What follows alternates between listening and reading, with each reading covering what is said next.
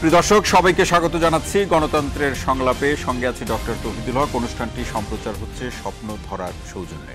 সাম্প্রতিক সময়ে একের পর এক মবের ঘটনা ঘটছে দেশে। স্বৈরাচারের দোসর তকমা দিয়ে লুটপাট, চাঁদাবাজির উদ্দেশ্যে ব্যক্তির বাড়িঘর, ব্যবসা প্রতিষ্ঠানে হামলা চালানো, স্কুল কলেজে এমনকি বিশ্ববিদ্যালয়ের কয়েকজন শিক্ষার্থী সংঘবদ্ধ হয়ে শিক্ষককে লাঞ্ছিত করা, সরকারি বেসরকারি বিভিন্ন অফিসে হামলা ভাঙচুর, থানা ঘেরাও করে আসামি ছিনিয়ে নেওয়ার মতো একের পর এক ঘটনা ঘটে চলেছে দেশে।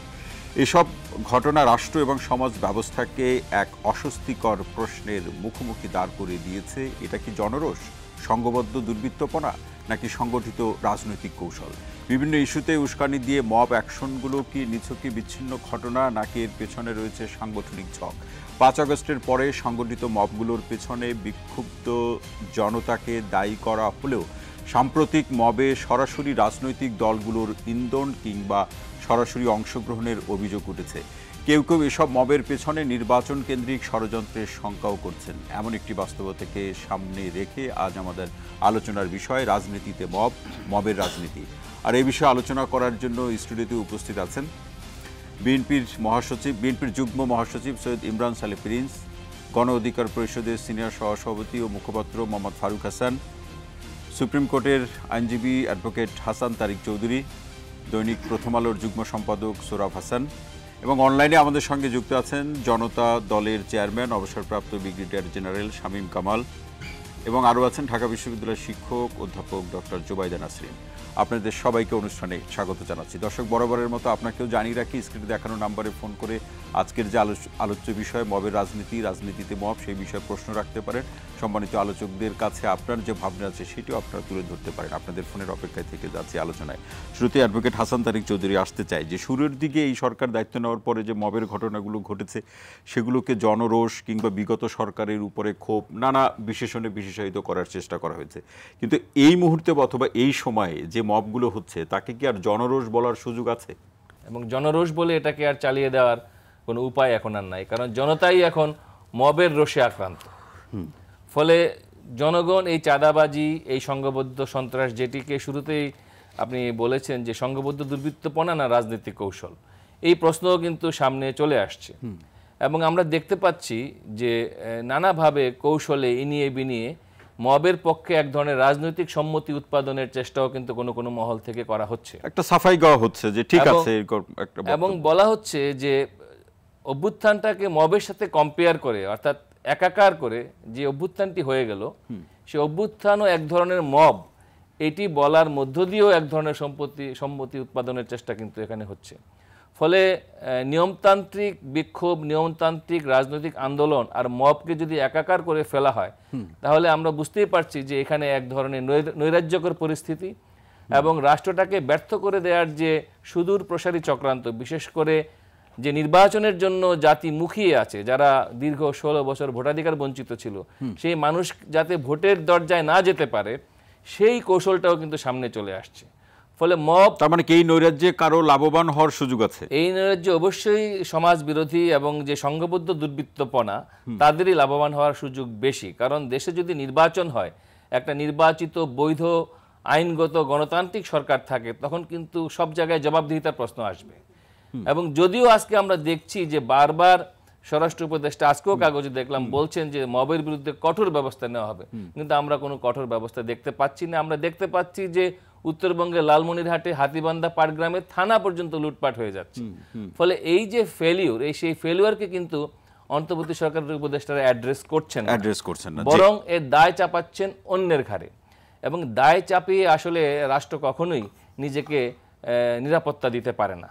এবং সে কারণেই আমি মনে করি যে আজকে আমরা যারা নিয়মতান্ত্রিক সমাজ এবং নিয়মতান্ত্রিক আন্দোলনে বিশ্বাস করি, আমাদেরকে এই জায়গায় একটা ঐক্যবদ্ধ আওয়াজ এখানে তোলা দরকার।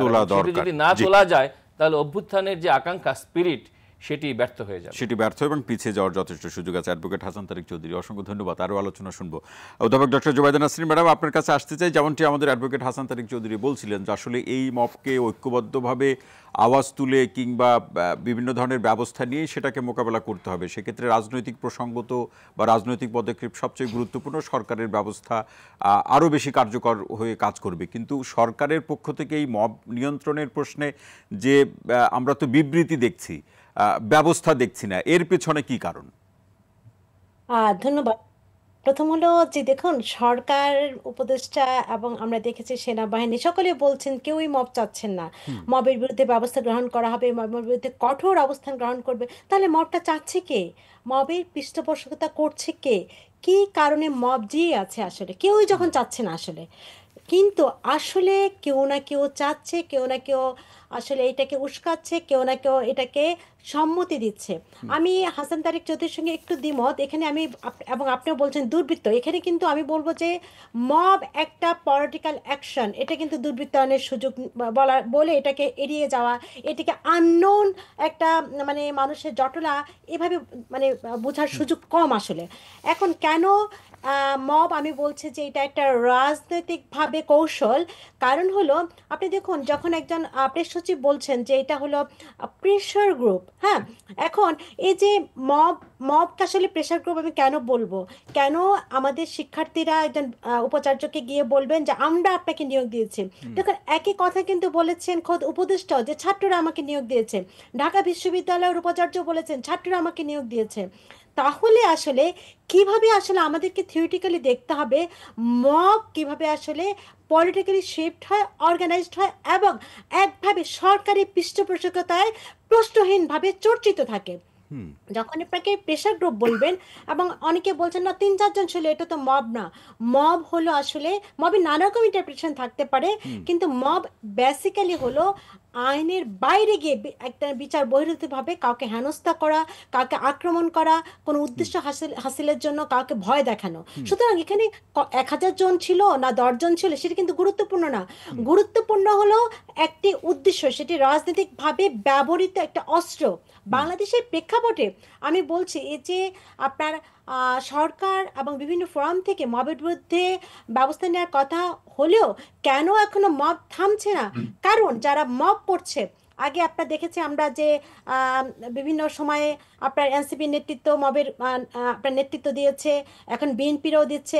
এখন এখানে খুব ইন্টারেস্টিং আপনাকে দেখতে হবে, অকুপাই স্টেটের যে ধারণা যে মব করে রাস্তায় থাকতে হবে, মব করে ভয়ের সংস্কৃতি জারি রাখতে হবে, মব করে আসলে একটা পাল্টা ক্ষমতা কাঠামোকে নিয়ে আসতে হবে সামনে।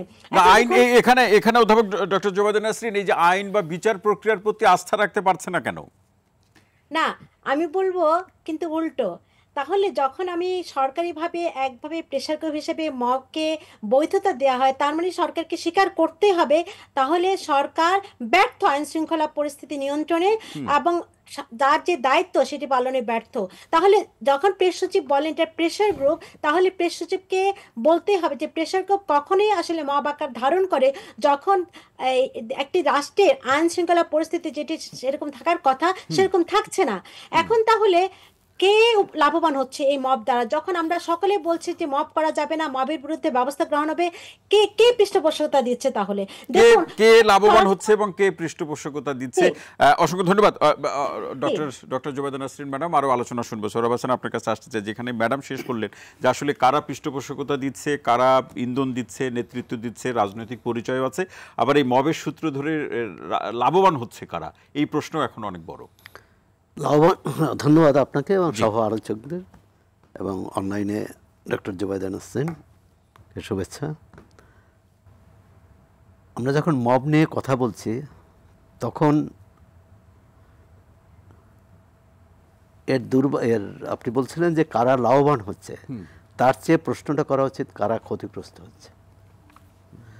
কারণ আবার কখনো কখনো দেখা যাচ্ছে একই ব্যক্তি বা একই দল কোথাও মবের শিকার হচ্ছে, আবার কোথাও তারাই মব সৃষ্টির চেষ্টা করছে। সুতরাং আমাদের এটা হচ্ছে আইনহীনতার বা আইনহীনতার একটা লক্ষণ। আইনের প্রয়োগ একটা সভ্য রাষ্ট্র, গণতান্ত্রিক যদি নাও বলি, একটা আইনের শাসন যেখানে আছে সেখানে কিন্তু এই মব চলতে পারে না, কারণ আইন দ্বারাই কিন্তু নির্ধারিত হবে। যদি অন্যায় করে থাকে, এমনকি আমাদের ফৌজদারি কার্যবিধিতে আছে অপরাধীকে বেসামরিক মানে কি বলে আইনের লোকের বাইরেও কিন্তু তারা আইনের সোপর্দ করতে পারে। কিন্তু আইনের সোপর্দ করবে কি আবার মানে নিষ্ঠুরভাবে, মানে তাকে হেনস্থা করে, তাকে শারীরিকভাবে নির্যাতন করে, তাহলে তো আইন নিজের হাতে তুলে নেওয়া হলো। যে প্রতিবাদ হতে পারে, প্রেশার গ্রুপ হতে পারে, কিন্তু কোনোভাবেই না এটাকে যেটি সৌরভ ভাই, যেটা আমাদের অধ্যাপক ডক্টর জোবেদা নাসরিন ম্যাডাম সহ আমাদের হাসান তারিক ভাই বলছিলেন, অন্যরাও বলবেন, যেটাকে সফট করে দেখা হচ্ছে, এটা সফট করে দেখার সুযোগ আছে কিনা? বিভিন্ন শব্দ ব্যবহার করে দেখার তো কোনো বিষয় না, এটা হচ্ছে আইন প্রতিপালন করা যাদের দায়িত্ব তারা প্রতিপালন না করার কারণেই এই নৈরাজ্য পরিস্থিতি তৈরি হচ্ছে। সুতরাং সরকারের, প্রধানত সরকারের দায়িত্ব, মানে সরকারের ব্যর্থতা। এখন সরকার যদি কারো উপর নির্ভর করে, যারা মব সৃষ্টি করে অথবা যারা আইন নিজের হাতে তুলে নেয়, এবং দেখা যাচ্ছে তো একই সরকার যেখানে যারা বেশি শক্তি দেখাতে পারে তাদের কাছে নতি স্বীকার করে, তাদের তখন কোথাও কোথাও অসহায় বোধ করে। আবার যারা শক্তি দেখাতে না পারে তখন কিন্তু সরকার খুবই মানে কি বলে কঠোর অবস্থানে যায়। আবার সরকার নিজেও যেমন ধরনের প্রায় 1 মাসেরও বেশি সময় ধরে এই যে আবার তার মানে এই যে আপনি বললেন যে সরকার শক্তির কাছে নতি স্বীকার করে, আবার যেখানে দুর্বল আছে সেখানে বল প্রয়োগ করে, তার মানে কি সরকার কি তেল মাথায় তেল দিচ্ছে? না, তেল মাথায় না, সরকারের যে দায়িত্ব, একটা নীতি নৈতিকতা, মূল্যবোধ এবং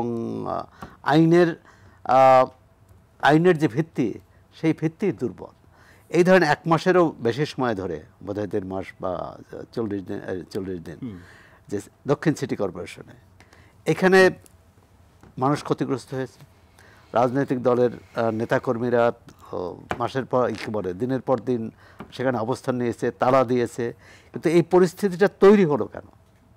এখানে তো হয় ইশরাক হোসেনকে, বিএনপি দলীয় প্রার্থী ইশরাক হোসেন হয় আইনানুগভাবে হয় মেয়রের দায়িত্ব পালন করবেন, অথবা সরকার এটা প্রমাণ করবেন যে না, তার এটি আইনানুগ নয়। এই যে 40 দিন ধরে এটা একটা অচল অবস্থা থাকলো, একটা নৈরাজ্যকর পরিস্থিতি তৈরি হলো। উপদেষ্টা কি বলে বিএনপি দলীয় প্রার্থীর বিরুদ্ধে বিষোদ্গার করলেন, বিএনপি দলীয় প্রার্থী আবার উপদেষ্টার বিরুদ্ধে বললেন, মানে একটা এটি দেখতে হলো কেন, যে অ্যাকশন রিঅ্যাকশন কেন দেখতে? আমি তো বলবো যে এখানে সরকারের নিষ্ক্রিয়তা, সিদ্ধান্তহীনতা এবং কি বলে যা তার করার কথা সেটা না করা, এই কারণেই অবস্থা, এই কারণেই এই ধরনের পরিস্থিতি। সৌরভ হাসান, অসংখ্য ধন্যবাদ। আমরা একটু অবসরপ্রাপ্ত ব্রিগেডিয়ার জেনারেল শামীম কামাল ভাই, আপনার কাছে আসতে চাই। এই যে নিয়ন্ত্রণ করতে না পারা, আইন শৃঙ্খলা বাহিনী বা সরকারের পক্ষ থেকে পর্যাপ্ত ব্যবস্থা গ্রহণ করা যারা করছেন তাদের বিরুদ্ধে, অথবা ইন্ধনদাতা, এটাও দেখা যাচ্ছে না। সৌরভ ভাই যেখানে শেষ করলেন যে আসলে যারা মবের ইন্ধনদাতা অথবা নেতৃত্ব দিচ্ছেন তারা যদি শক্তিশালী হয়, সেখানে আইন শৃঙ্খলা বাহিনী কখনো কখনো খুব জোরালো ভূমিকা রাখছে। আবার যদি রাজনৈতিক পরিচয় থাকে সেখানে খুব ম্রিয়মাণ থাকছে, খুব নীরব থাকছে। এই অবস্থা দিয়ে কি আসলে মব নিয়ন্ত্রণ করা যাবে কিনা, শামীম কামাল ভাই? জি, আপনাকে ধন্যবাদ। ধন্যবাদ আরটিভির দর্শক শ্রোতৃ মণ্ডলী এবং আজকের সহবিজ্ঞ আলোচক। আচ্ছা, মব আমরা বলছি, মবের সাথে মব ভায়োলেন্স বা মব জাস্টিস, স্বাধীনতার পরে সম্ভবত আমরা এবারই প্রথম এরকম একটা পরিস্থিতির সাথে মোকাবেলা আমরা দেখছি। ইতিপূর্বে যখন সরকার পরিবর্তন হয়েছে, বড় বড় আন্দোলন হয়েছে, তখন কিন্তু এরকম পরিস্থিতি তৈরি হয়নি। আচ্ছা, আমি আমার পিসকিপিং অপারেশন মিশনে আমি যে পার্টিসিপেট করেছিলাম, 2টা দেশে আমি এই ধরনের ঘটনা দেখেছি, এক লাইবেরিয়া আর একটা হলো দক্ষিণ সুদানে। সো মব জাস্টিস এর ব্যাখ্যাটা এরকম, যখন রাষ্ট্র তাকে যথাযথ নিরাপত্তা দিতে পারে না, বিচার ব্যবস্থা যখন সক্রিয় নয়, তখন জনগণ মনে করে যে রাস্তায় পিটিয়ে তাকে শাসন করা, তাকে হত্যা করাটাই হলো মব জাস্টিস, এটাকে বলা হয়। আমরা বাংলাদেশে এটা ব্যাপারটাকে খুব প্যারাডক্সিক্যাল দেখলাম। আপনি দেখুন, আওয়ামী লীগকে ব্যান করার মতো একটা মেজর সিদ্ধান্ত হয়ে গেল, এটা একটা জাস্ট একটা মানে ভায়োলেন্সের মাধ্যমে। এটা যাই হোক, এনসিপি বা যারা যেটা আন্দোলন করেছে, যমুনা ঘেরাও করে করেছে, এত বড় একটা ঘটনা এইটা পৃথিবীর ইতিহাসে খুব কম দেশে দেখবেন যে রাজনৈতিক দলকে ব্যান করা এটা পদ্ধতিগত বড় ধরনের একটা ভুল। এটাকে সাংবিধানিক গর্ভপাতও আপনি বলতে পারেন। এটা প্রফেসর সলিমুল্লাহ খান এরকমই বলেছেন। নাজির মতো দলকে ব্যান করার ক্ষেত্রেও যে পরিস্থিতি ছিল, এখানে কিন্তু তা ছিল না। তো এখন কথা হলো যে এই যে পদ্ধতিগতভাবে যখন এরকম একটা বড় সিদ্ধান্ত পেয়ে গেল, তখন এটা এক ধরনের সকলের কাছে একটা মানে এমন একটা অনুকরণীয় বিষয় হয়ে গেল যে যেখানে পাচ্ছে সেখানে এভাবে দায় দায়িত্ব মানে আদায় করে নিচ্ছে। আবার অর্থাৎ আপনি স্বামী কমল ভাই আপনি বলছেন যে আওয়ামী লীগের কার্যক্রম নিষিদ্ধ করা কিংবা তার নিবন্ধনের প্রক্রিয়া নিয়ে ব্যবস্থা নেওয়ার ক্ষেত্রে আরো বিকল্প উপায় ছিল। বিকল্প অবস্থা অবশ্যই ছিল, কারণ আপনি যে এখন করলেন এটা এক্সিকিউটিভ অর্ডারে আপনি করতে পারেন না। এটার জন্য যে পদ্ধতিগুলো ফলো করা ছিল, এটা আপনি কতদিন আটকায় রাখবেন? 2 বছর 3 বছর পরে আওয়ামী লীগকে আপনি আটকাতে পারবেন? সে 1949 সালের যে আপনার আওয়ামী লীগ ছাত্রলীগ, তাকে ব্যান করা, মানে এই জিনিসটা আমার কাছে মনে হচ্ছে টিকবে না। এটা খুবই সিম্পল, আন্ডারস্ট্যান্ড। আবার দেখুন এনবিআর এর যে আন্দোলন হলো, এটা কিন্তু সরকার খুব ড্রাস্টিক্যালি হ্যান্ডেল করলো, রাইট? সুতরাং সরকারের হাতে 2টা উদাহরণ ছিল। এখন কথা হচ্ছে মবটা কেন হচ্ছে? এখন বাংলাদেশে যে অবস্থাটা সেটা হচ্ছে রাজনৈতিক যে ভারসাম্য একটা পরিবেশ থাকে। আমরা 2009-এ যে আওয়ামী লীগ সরকার আসার আগে একটা দেখতে পেতাম যে প্রত্যেকটা সোসাইটিতে, প্রত্যেকটা গ্রামে গঞ্জে শহরে একটা রাজনৈতিক ভারসাম্য ছিল। এটা কিন্তু অফ ব্যালেন্স হয়ে গেছে। তো মূলত এখন এইটার সুযোগ নিচ্ছে। আপনি দেখুন পাটগ্রামে যেটা ঘটলো, পটিয়াতে যেটা ঘটলো, এবং আজকে পাংশায়, রাজবাড়ির পাংশায়, আমি রাজবাড়ির পাংশার একটু চিত্রটা দেই যে এরকম যেখানে এই ভায়োলেন্সের সাথে জড়িত হচ্ছে বিএনপির একাংশ, তারা খারাপ লোক। 80% বিএনপির ভালো লোক কিন্তু চাচ্ছে না। এক এক দিন এক এক গ্রাম লুটপাট হচ্ছে। স্বাধীনতার পরে যেমন একটা বাড়িতে গিয়ে সোনা দানা গহনা সব, এখন তো আর ওইরকম কিছু নাই। গরু ছাগল যা পাচ্ছে তাই, গ্রামের পর গ্রাম এবার লুটপাট হচ্ছে। এখন এটা কার ছত্রছায়া হচ্ছে? অবশ্যই কোন রাজনৈতিক দলের ছত্রছায়া। রাজনৈতিক দলগুলো যদি সহনশীলতা দেখাতো যে এরকম একটা ভঙ্গুর পরিস্থিতি, কারণ এখানে সবচেয়ে বড় যে আইনের যে কার্যকারিতা করবে সে পুলিশ তখন প্যারানয়েড, পুলিশ কোনো কাজই করতে পারছে না, ভীত সন্ত্রস্ত। প্রকারান্তরে সেনাবাহিনী বা সশস্ত্র বাহিনীকে ম্যাজিস্ট্রেসি পাওয়ার দিয়ে দেওয়া হয়েছে। তাহলে পাটগ্রামের ঘটনায় কেন সেনাবাহিনীকে নিয়োগ করা হলো না? সেনাবাহিনী যদি চাইতো ওখানে, এখন সেনাবাহিনীর ভিতরে ফ্রাস্ট্রেশন আছে বলে আমি জানি। যেমন দেখুন এই যে মব ভায়োলেন্স বা কামাল ভাই এখানে একটু শুনি, আমরা হয়তো একটু মিস করে গেলাম যে সেনাবাহিনীর মধ্যে কি আছে? ফ্রাস্ট্রেশন, একটা হতাশা কাজ করছে। আচ্ছা, হতাশাটা এরকম, দেখুন সিএসসি নুরুল হুদাকে যখন এরকম, এটা কি কোনো সভ্য সমাজে হতে পারে? হোয়াট এভার মেবি তার যতই অপরাধ থাক না কেন, সে এভাবে পাবলিকলি এরকম পর্যায়ে একজন মানুষকে কি অপমান করা ঠিক হয়েছে? মোটেই না। কিন্তু তাকে যখন ধরা হলো, তার জামিন হয়ে গেল। তার মানে কি এই যে বড় বড় অপরাধীরা, আমরা কোনো দলের দিকে ইঙ্গিত করে বলছি না, যারা মব জাস্টিস করছে তারা বাংলাদেশকে একটা সম্পূর্ণ ব্যর্থ রাষ্ট্র করার জন্য চেষ্টা করছে। এবং আমি জানি না কি জন্য সরকার এখানে মৌনতা পালন করছে। বারবার সরকার থেকে বলা হচ্ছে যে মিথ্যা মামলা তুলে নেওয়া হবে, 95% এটা ভুয়া মামলা, এটা তুলে দিতে হবে। এইটা দিয়ে যে পরিমাণ চাঁদাবাজি হচ্ছে, স্বাধীনতার পরে বাংলাদেশে এরকম চাঁদাবাজি করতে হয়নি। মানে সরকার সঠিক সিদ্ধান্ত নিচ্ছে না, অথবা সরকারের এ ব্যাপারে উদাসীনতা আছে। আমি যেটা ধারণা করি, থিওরি অফ কনস্পিরেসিতে একটা গ্রুপ চাচ্ছে এভাবে আইন শৃঙ্খলা পরিস্থিতিকে অবনতির দিকে ঠেলে দিয়ে রাষ্ট্রকে অকার্যকর করে কোনোভাবে এই সিস্টেমটাকে আরো দীর্ঘায়িত করা যায় কিনা, বা নির্বাচনকে প্রলম্বিত করা হয়। জি, স্বামী কমল ভাই অসংখ্য ধন্যবাদ। আরো আলোচনা শুনবো। আপনার আলোচনার সূত্র ধরে বেশ কিছু প্রশ্ন থাকলো, আমি লিখে নিয়েছি, পরবর্তী পর্যায়ে আপনার কাছ থেকে বিশ্লেষণ শুনবো। ফারুক হাসান, আসতে চাই আমরা যদি একটু আপনার নজরে আনার চেষ্টা করি যে চট্টগ্রাম বিশ্ববিদ্যালয়ের শিক্ষার্থীরা উপাচার্যের সাথে যে ধরনের বাকবিতণ্ড হয়েছে, যে শব্দগুলো ব্যবহার হয়েছে, এবং আপনি তো শিক্ষার্থী ছিলেন এখানে, এই সূত্র ধরে শিক্ষার্থীদের এই কোটার এই আন্দোলনকে সূত্র ধরেই আজকে এই যে রাজনৈতিক পট পরিবর্তন, এইভাবে শিক্ষার্থীরা একজন উপাচার্যকে বলছেন যে আমরাই আপনাকে নিয়োগ দিয়েছি। এই পরিস্থিতি যদি হয়, তখন বিশ্ববিদ্যালয়গুলো পরিচালনা করা, সরকারের যে প্রাতিষ্ঠানিক সুযোগ সুবিধা নাগরিকের জন্য, সেটি কি আসলে কতটা সম্ভব নাগরিককে প্রদান করা, এবং নাকি আবার যেখানে শামীম কামাল ভাই শেষ করলেন যে এর পিছনে অন্য কোনো ইঙ্গিত রয়েছে, সেই ইঙ্গিত হলো নির্বাচনকে কোনো না কোনোভাবে বিলম্বিত করা? ধন্যবাদ যারা আজকে এই আলোচনায় যুক্ত রয়েছেন এবং দেখছেন, সকলকে ধন্যবাদ জানাচ্ছি। আসলে দেখুন, এই যে মবক্রেসি বা মব নিয়ে আজকে যত আলোচনা হচ্ছে, বিষয়টা আসলে আমি কেন জানি আমার মনে হচ্ছে যে এটাকে আমরা একটা ডিফারেন্ট অ্যাঙ্গেল থেকে আসলে চিন্তা করে এই আলোচনাটাকে একটা তুঙ্গে রাখার কৌশল কিনা, বা এটাকে রাখার চেষ্টা হতে পারে কিনা, এটা একটা বড় প্রশ্ন সাপেক্ষ বিষয়। যেমন ধরেন, মব এবং প্রেশার গ্রুপ। কিছুক্ষণ আগে আমাদের ঢাকা ইউনিভার্সিটির অধ্যাপক আমাদের নাসরিন ম্যাডাম তিনি কিছুটা বলার চেষ্টা করেছেন। মবটা আসলে কখন হয়? মবটা তখনই হয় যখন আপনি আইন লঙ্ঘন করে কোনো নিরপরাধ ব্যক্তিকে বা নিরপরাধ কোনো গোষ্ঠীকে আপনি ধরেন যে একটা বেআইনি কায়দায় তাদের উপরে একটা মানে বেআইনি সিস্টেম বা বেআইনি একটা অন্যায় মানে আপনি চাপিয়ে দিচ্ছেন, এরকম একটা অবস্থা ওখানে ক্রিয়েট করছেন যার মাধ্যমে ওই নিরপরাধ ব্যক্তিটি আসলে ভিকটিম হচ্ছে। এই জিনিসটাকে আপনি মব হিসাবে আসলে বলতে পারেন বা মবের যে ক্রাইটেরিয়া বা সংজ্ঞা সেই সংজ্ঞায় পড়ে।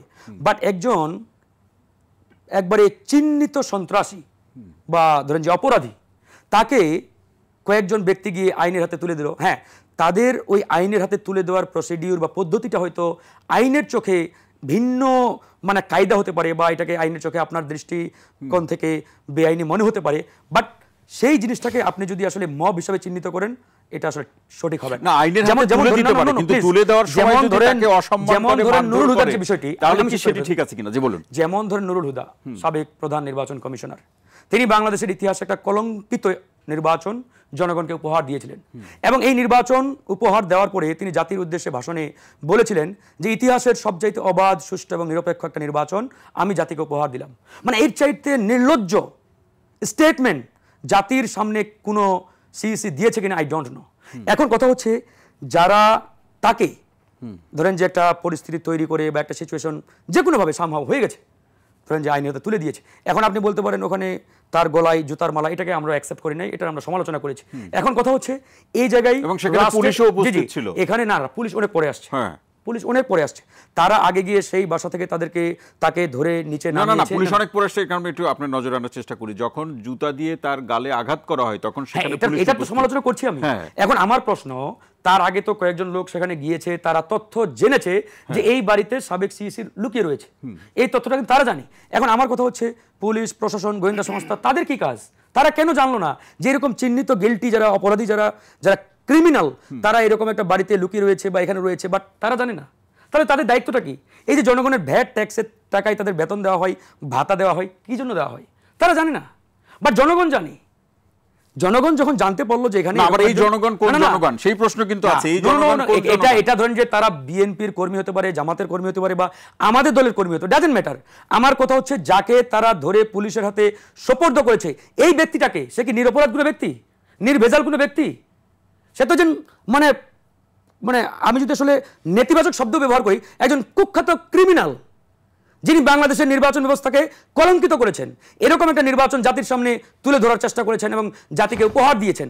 এখন কথা হচ্ছে যে প্রসিডিউর, যে কায়দায় তাকে পুলিশের হাতে সোপর্দ করা হয়েছে ওই কায়দাটার আমরা সমালোচনা করি, ওই প্রসিডিউরের আমরা সমালোচনা করি। যেমন ধরেন তার গলায় জুতার মালা পরিয়ে তাকে পুলিশের হাতে দেওয়া হয়েছে বা ওখানে একটু ধরেন যে মানে যেটাই করা হয়েছে, it's not a proper way, সম্মানহানি করা, তার সম্মানহানি।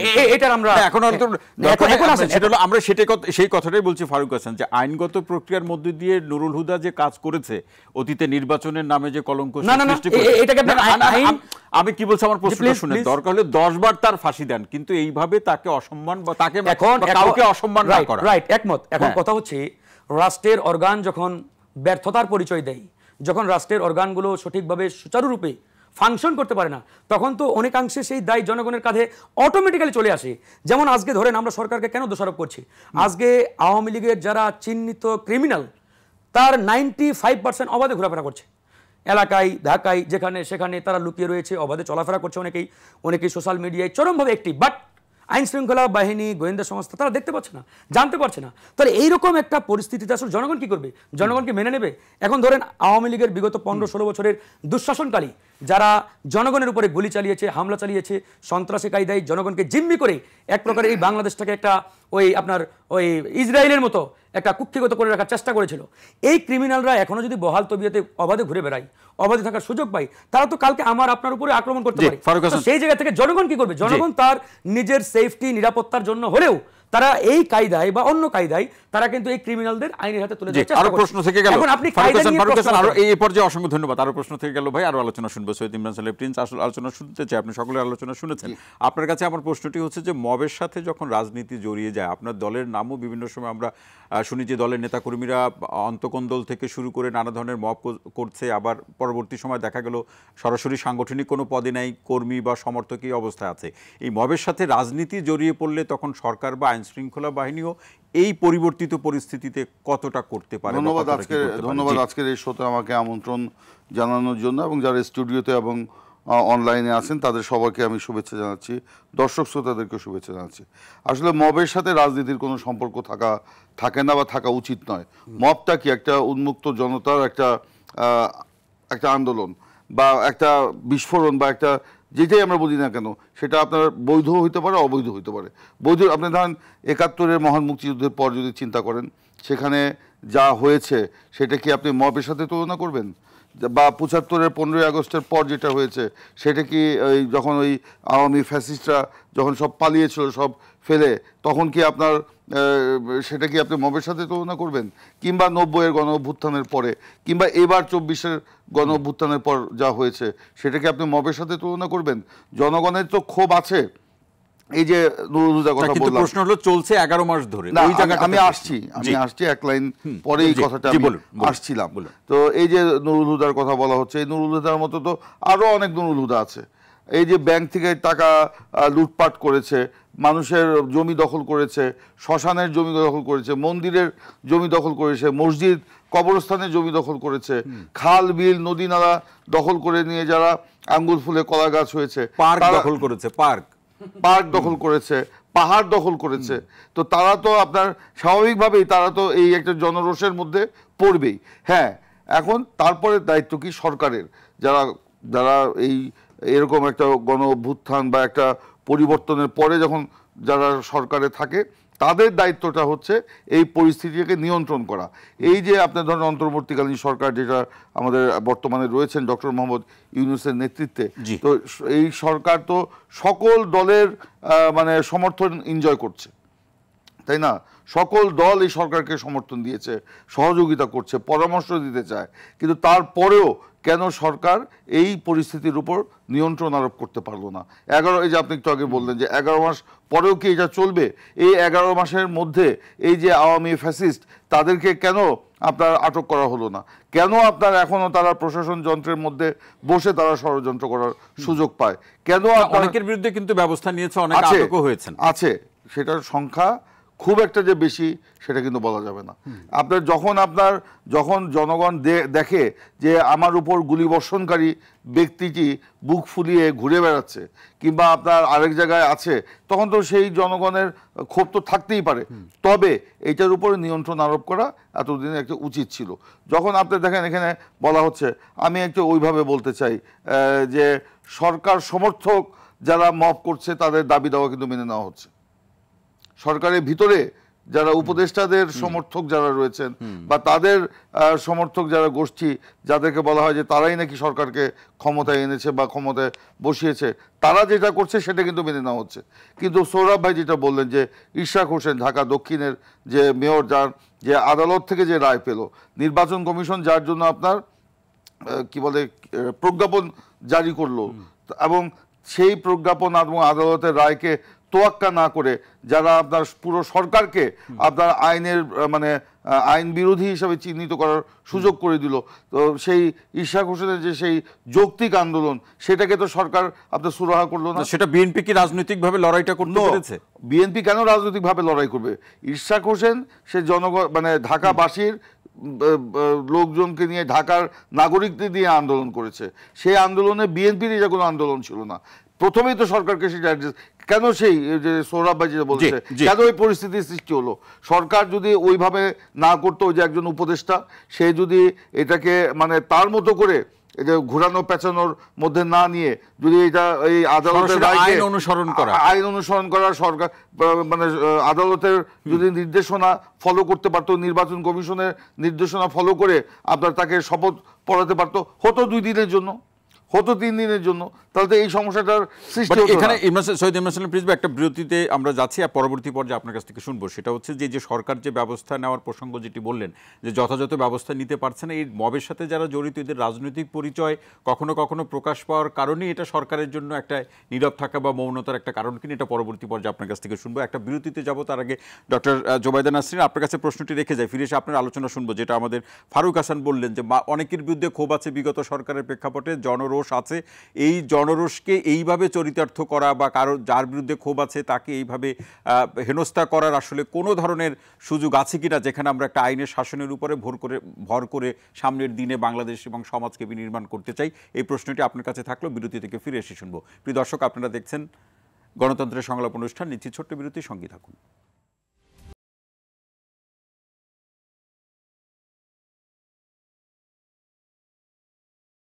দেশটা মোদের বুকের ভেতর রাখা আছে। এই স্বপ্নগুলি দেশের সবচেয়ে বড় সম্পদ।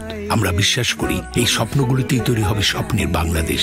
স্বপ্ন ধরা, ধরনীর বুকে স্বপ্নের ঠিকানা।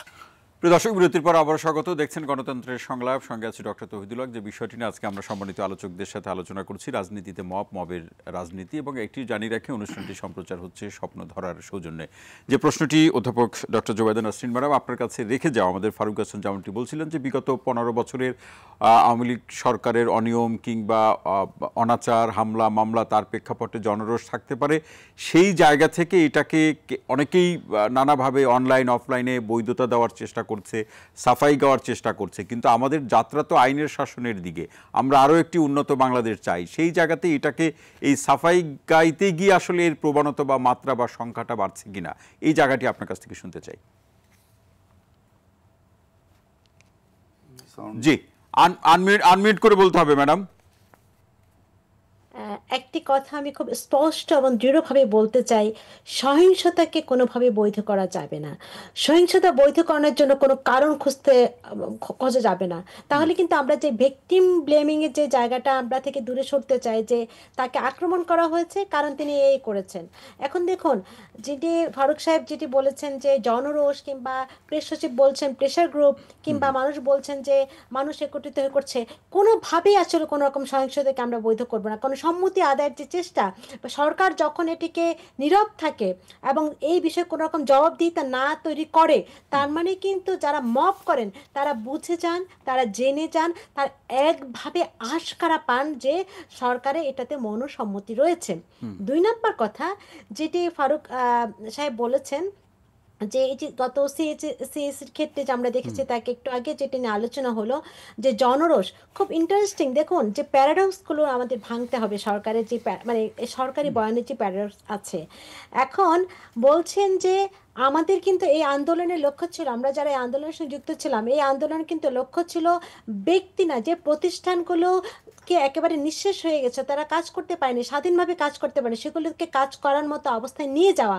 এখন সাবেক সিএসি কাজ করতে পারেনি, তিনি সেই সময় সরকার আজ্ঞাবহ ছিলেন, কিন্তু বর্তমান সিএসি কি কাজ করতে পারছেন? আমরা দেখছি যে সরকার যা বলছে তিনি তাই কিন্তু উৎপাদন করছেন। সুতরাং এই সিএসির অবস্থাও কি তাহলে পরবর্তীতে একই রকম হবে? এবং তখনও কিন্তু আমরা সেটাকে জনরোষ দিয়ে কি বৈধতা দিব? মোটেও না। আসলে দেখুন, একটি বিষয় আমাদেরকে মনে রাখতে হবে। দেখুন, প্যারাডক্স কেন বলছি, এই যে আমরা যখন তখন জনগণ শব্দটাকে দিয়ে আমাদের নিজের অভিপ্রায়গুলো পলিটিক্যাল, আমি যেটাকে প্রথমে বলছি, কোনো একটি পলিটিক্যাল না, সব একটি পলিটিক্যাল। আমরা বলছি জনরোষ, জনগণ এটা করছে, কিন্তু আমি আবার উপদেষ্টাই স্বয়ং ইংল্যান্ডে এসে বলছেন, বা জনগণ কিছুই বোঝে না, তারা 200 টাকার বিনিময়ে ভোট দেয়। তাহলে দেখুন, আমার কাজে জনগণকে ব্যবহার করছে এবং জনগণের অভ্যুত্থানের মধ্য দিয়ে ক্ষমতায় আছে, কিন্তু আবার জায়গা মতো আমি বলছি যে জনগণ কিছুই বোঝে না, জনগণ টাকা পেলে যাকে তাকে ভোট দেয়। তাহলে দেখুন, এই যে একটা বিষয় এবং জনসম্মতি তৈরি করা, সরকার কিভাবে এটাকে মবকে আশকারা দিচ্ছে, এবং আমরা এর আগেও দেখছি এই জায়গাতে আরেকটি প্রশ্ন অধ্যাপক ডক্টর জোবাইদা নাসরিন ম্যাডাম, সেটি হচ্ছে এই যে জনগণ বলে চালিয়ে দেওয়া, আসলে এটা কারা, কোন জনগণ, বা এই জনগণের বৈশিষ্ট্য কি? যারা মব সৃষ্টি করছে তারাও জনগণ বটে, কিন্তু এই জনগণ কেমন জনগণ বা কোন ধরনের জনগণ? এর আগেও তো আমরা দেখেছি তৌহিদি জনতা, ইসলামিক জনতা, এই ধরনের মানে এই ধরনের ব্যানার তৈরি করে, এই ধরনের আপনার একটা স্লোগান তৈরি করে কে মব তৈরি করা হচ্ছে। এখন যখন এই তৌহিদি জনতা আসলে কারা, এই ইসলামিক মুসলিম জনতা কারা, এইখানে কিন্তু একটা অ্যাবস্ট্রাক্ট ধারণা, এখানে কেউ নেই। আসলে একটা ধর্মীয় হয়তো একটা গোষ্ঠী থেকে এটা হতে পারে, এখানে একটা বিশাল রকমের কোনো একটা স্বার্থ সিদ্ধি, জমি দখল, টাকা পয়সা দখলের জন্য আসলে এগুলোকে ব্যবহার করতে পারে। কিন্তু খুব গুরুত্বপূর্ণ যে বিষয়টি এখানে আপনাকে লক্ষ্য রাখতে হবে সেটা কি হলো যে মব যখন রাষ্ট্রীয়ভাবে আশকারা পায় এবং রাষ্ট্র যখন এই মবকে চর্চা করার ক্ষেত্রে একটা সম্মতি আদায়ের ক্ষেত্রে নিজেরাই প্রভোকেট করে বা নিজেরাই ওকালতি করে, তখন মব কিন্তু আসলে কোনো সিঙ্গেল ফেনোমেনা যে পটুয়াখালীর ঘটনা কিংবা নোয়াখালীর ঘটনা এরকম ঘটনা হয়ে স্থির থাকে না। না, সরকারের যে মৌনতার জায়গাটি বলছেন সেটা কোন দৃষ্টিতে? এই দৃষ্টিতে কিনা যে সরকার এখন পর্যন্ত এটাকে যারা মব করছেন সবাইকে আইনের আওতায় আনা হবে, এটা সম্মানিত প্রধান উপদেষ্টার বক্তব্য। পুলিশের পক্ষ থেকে অসংখ্যবার বিবৃতি দেওয়া হয়েছে, আইন নিজের হাতে তুলে নেওয়ার প্রসঙ্গ আছে। এখন আপনি সরকারের মৌনতা বলছেন, এটাকে দেখে মৌনতা বলছেন কিনা যে আসলে কোনো জোরালো ব্যবস্থা গ্রহণ করা হয় নাই এই জায়গা থেকে? তিনটি কারণে আমি মৌনতা বলছি। এক হলো যে সরকার কোনো একটা মব হওয়ার পরে তারপরে বিবৃতি দিচ্ছে। দ্বিতীয় হলো যে এত বিবৃতি দিল, এত কিছু করলো, কিন্তু এখন পর্যন্ত মবের বিরুদ্ধে কোনো সুনির্দিষ্ট অ্যাকশন খুব কম জায়গায় করা হয়েছে। যেটি কলামিস্ট সৌরভ হাসানও বলেছেন যে যখন দেখা যাচ্ছে একটা দলের সেই মব, তখন কিন্তু তার বিরুদ্ধে সরকার আপনার কোনো ব্যবস্থা নিচ্ছে না। এবং আমরা রংপুরে কি দেখেছি যে যখন একজন সেনাবাহিনীর একজন সেখানে মবের ওখানে হাজির হলেন, পরবর্তীতে আমরা দেখেছি যে তিনি আবার জামাত ইসলামের সঙ্গে বৈঠক করে সেটি নিয়ে মীমাংসা করার চেষ্টা করছেন। তাহলে এই যে একটা মবকে ঠেকানো সরকার যখন যাচ্ছে, তখনই তারা হয় আপনার নানা রকমের মানে একদম রাজনৈতিক হিসেব নিকেশ করে সেটির মধ্যে এক ধরনের, আমি যেটাকে বলছি, নেগোশিয়েটেড ডায়ালগ তৈরি করছে যে মব কিভাবে থাকবে, কোথায় কোথায় মব থাকবে। এবং সরকার অনেক সময় মবকে দিয়েই কিন্তু তার কাজটা হাসিল করছে। যে মব আন্দোলন করছে, মবের মাধ্যমে সেই কথাটা আওয়াজ তুলছে, তখন সরকার সেটা করছে যে ছাত্ররা চাচ্ছে বা অমুক চাচ্ছে তমুক চাচ্ছে। এই যে বিষয়টি কোন জিনিসটাতে সরকার আমলে নিচ্ছে আর কোন জিনিসটা নিচ্ছে না, এর মধ্য দিয়ে আসলে চর্চিত হচ্ছে মবের রাজনীতি। স্পষ্ট কিন্তু আমাদের জানতে হবে এবং বলতে হবে এবং সুস্পষ্টভাবে আমাদেরকে এই অবস্থান জানান দিতে হবে। এবং আপনি বলছিলেন যে সরকার কেন এখন পর্যন্ত মব ঠেকাতে পারেনি, এই বিষয়ে সরকার এখন পর্যন্ত কোনো সুনির্দিষ্ট জবাবদিহিতা আমাদের সামনে হাজির হয়নি। দ্বিতীয়ত, পুলিশের যে কার্যক্রম নিয়ে কথা হচ্ছে, অবশ্যই স্পষ্টতই বিগত সরকার পুলিশকে, বিরোধী দলকে, বিরোধী মতকে ঠেকানোর জন্য সবচেয়ে বেশি ব্যবহার করেছে।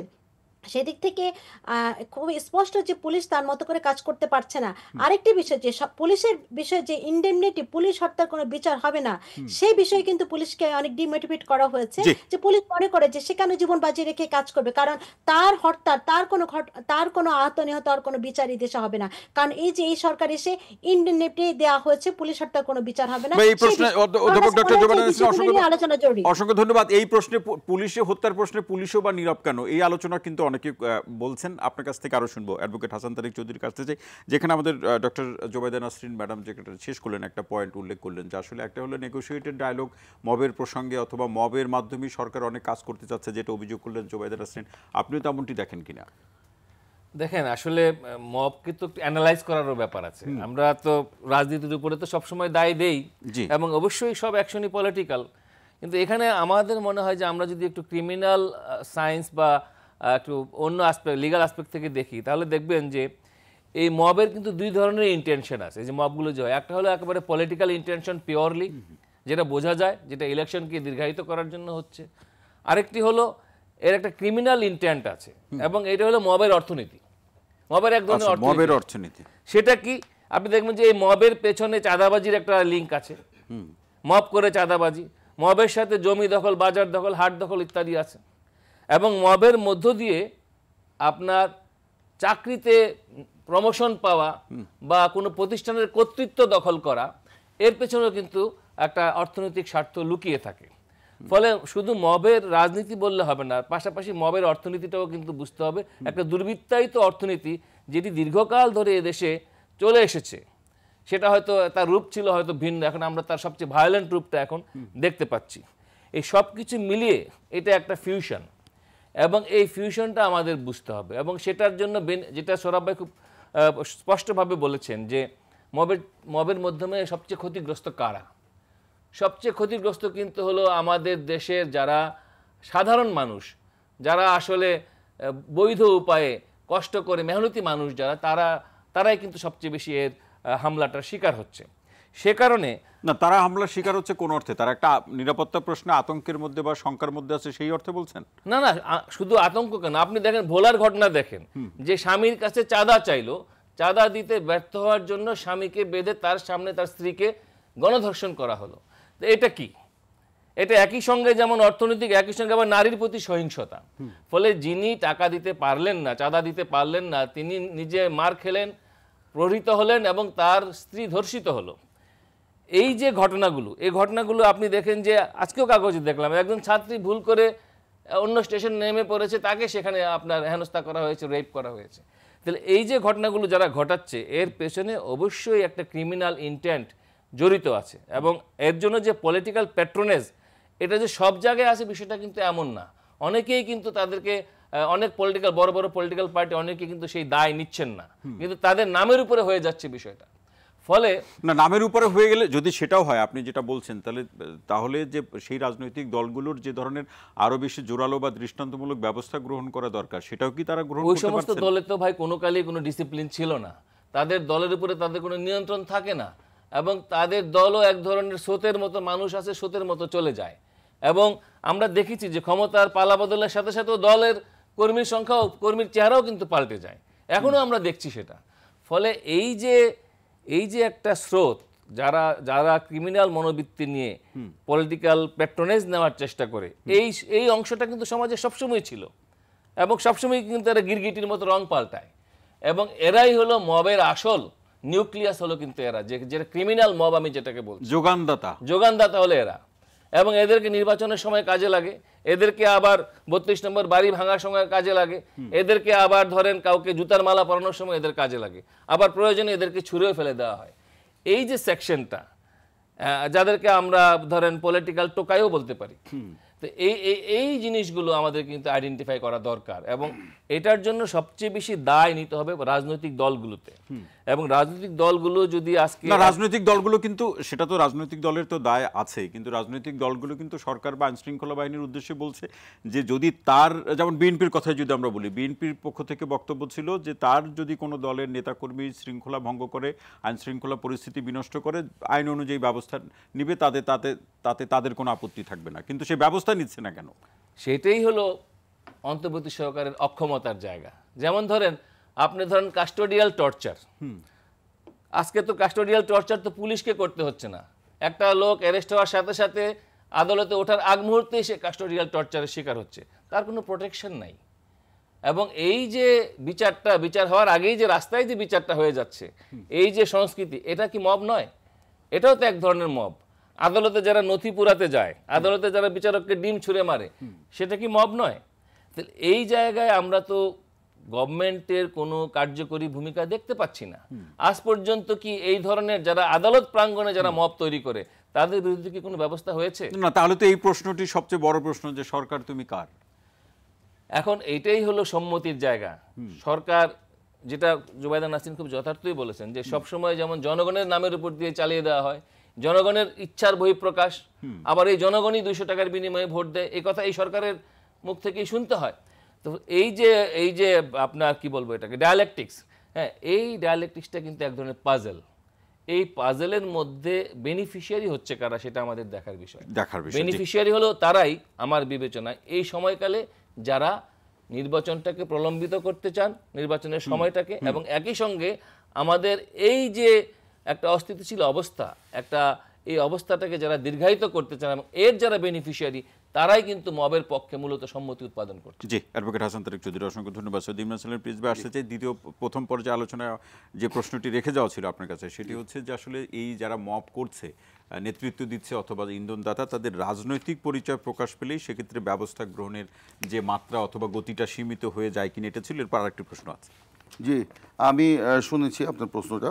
দেখেন, আমাদের দল বিএনপি, আমরা সবসময় মব জাস্টিসের বিরোধিতা করে আসছি, এবং আমরা দলগতভাবে আমরা কিছুদিন আগে স্লোগান দিয়েছিলাম উই ওয়ান্ট জাস্টিস, কিন্তু সেই উই ওয়ান্ট জাস্টিসের জায়গায় এখন মব জাস্টিস এখানে চলে আসছে।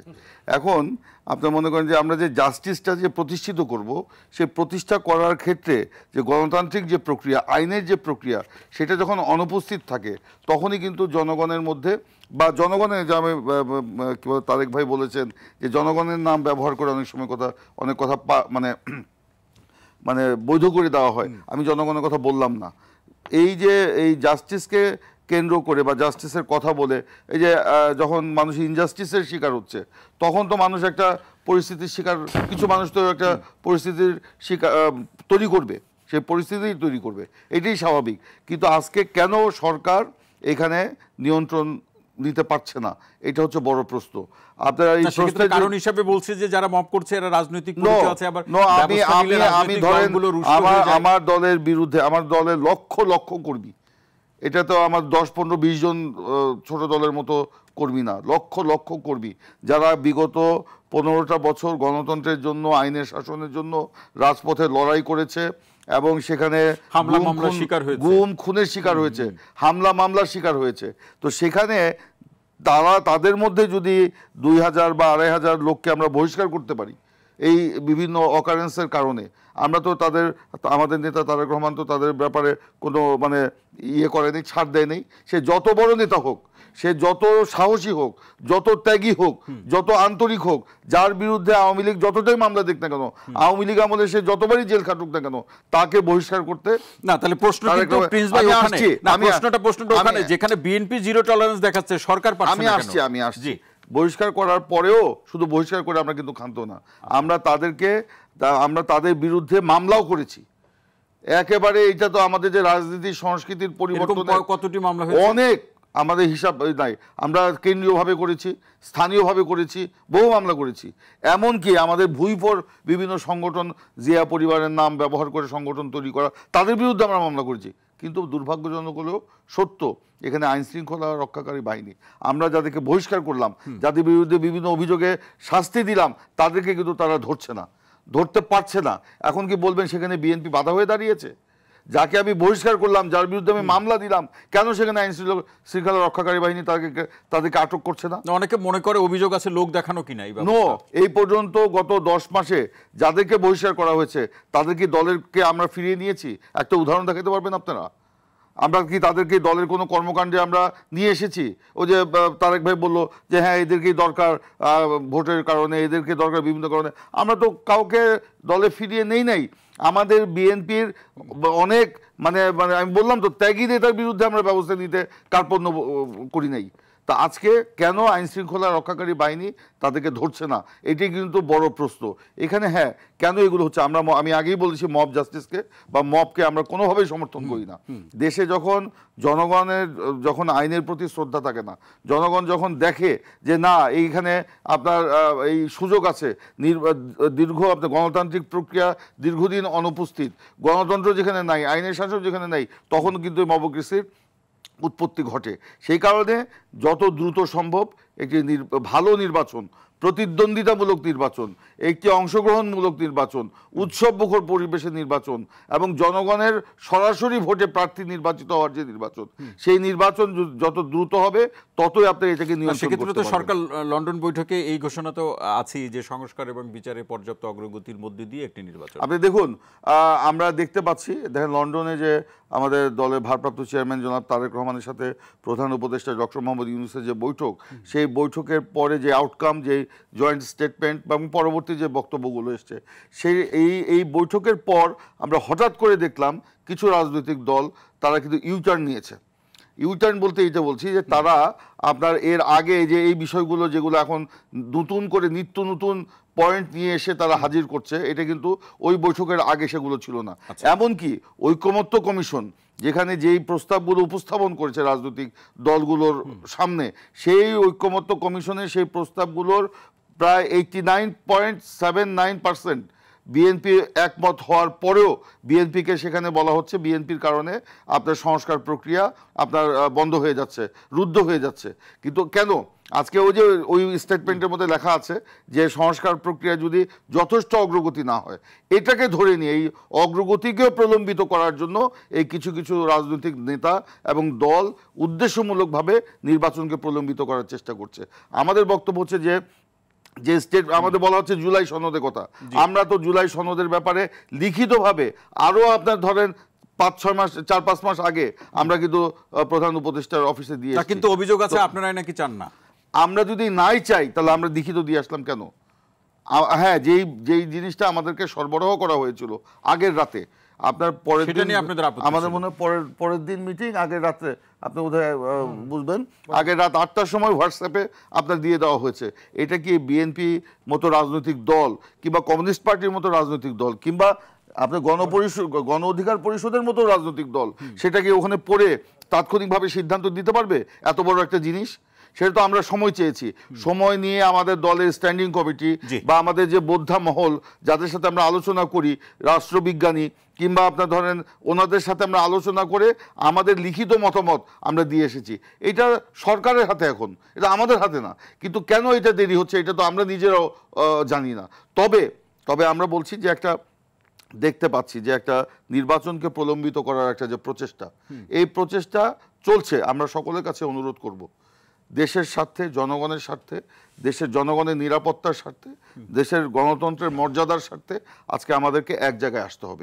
এবং এক জায়গায় আসতে হবে বলেই আমরা ওই যে 89.7% আমরা যে একমত হয়েছি এবং সেখানে আপনার অনেক বিষয় ছিল, 100% সম্মতি দিয়েও কোনো ফলাফল পাচ্ছি না।